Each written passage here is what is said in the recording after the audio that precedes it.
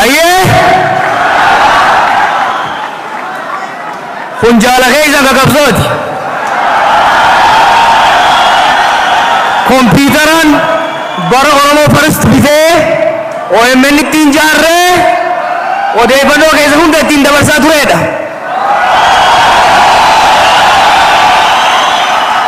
Har'a waldaansoo san injifannoodhaan xumurree biyyattis waan galleef anis nama nagayaa ta'uu kiyya mirkaneessuu waan hin barbaaduuf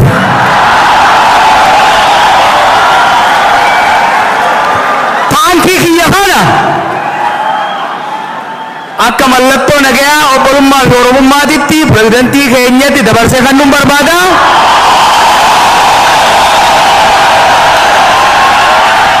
Akka inni na waakkanne immoo abbaan gadaa dhufee narraa fuudhee akka kan nuti hin gaafadha. Abbaa gadaa bayyanaa hooti.